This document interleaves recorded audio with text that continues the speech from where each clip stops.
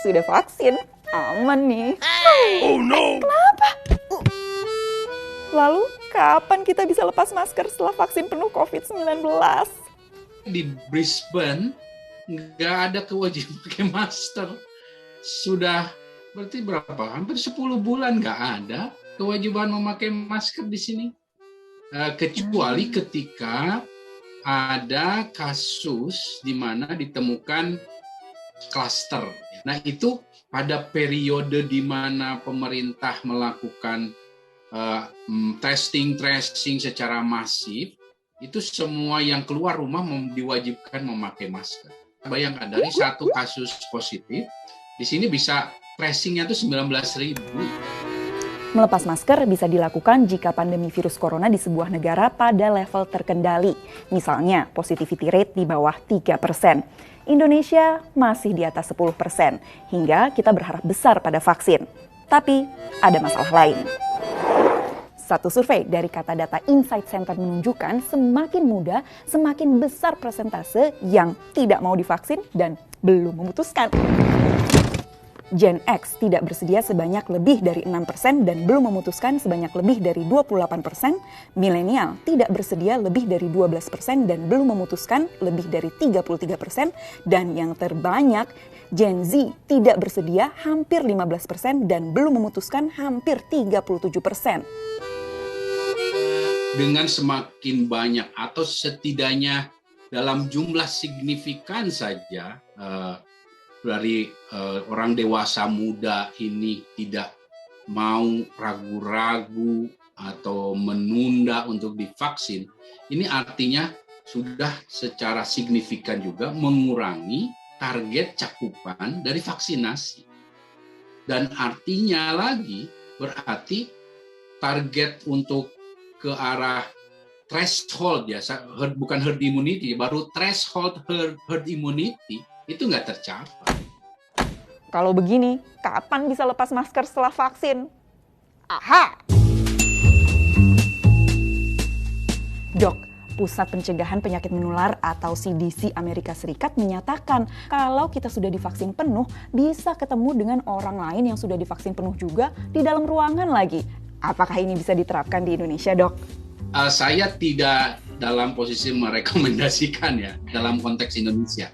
Karena apa? Karena begini bedanya dari Amerika.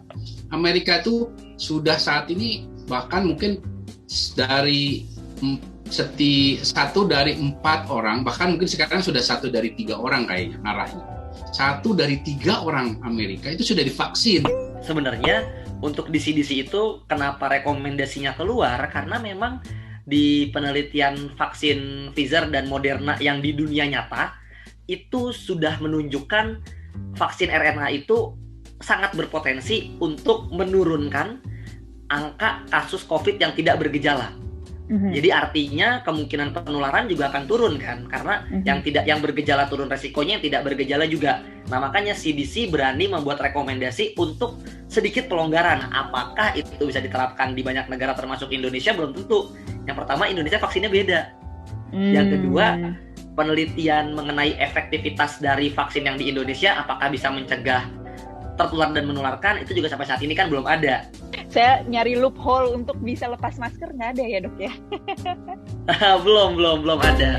Sejumlah ahli bahkan menganjurkan pemakaian masker double, masker medis, dan masker kain untuk mencegah penularan mutasi virus corona seperti mutasi B117 yang lebih menular meski belum terbukti lebih berbahaya. Lalu, apakah orang yang sudah divaksin penuh harus tetap menuruti anjuran ini?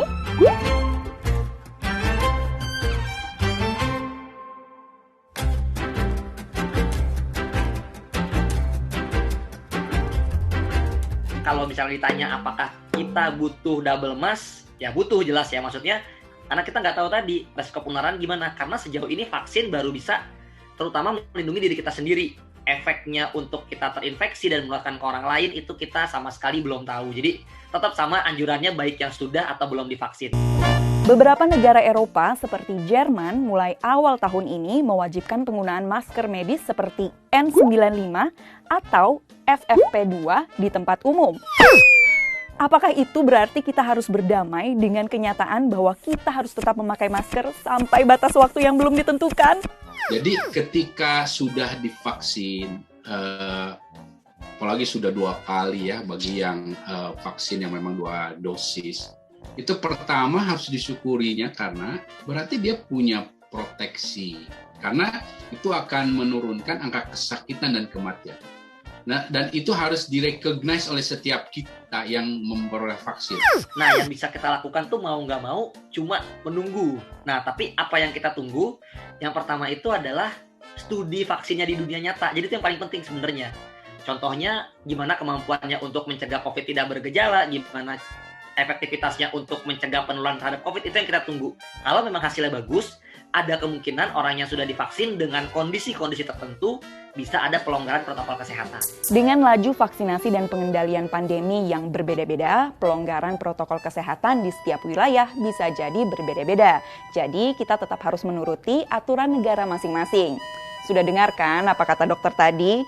Tetap pakai masker setelah vaksinasi sampai pandemi terkendali.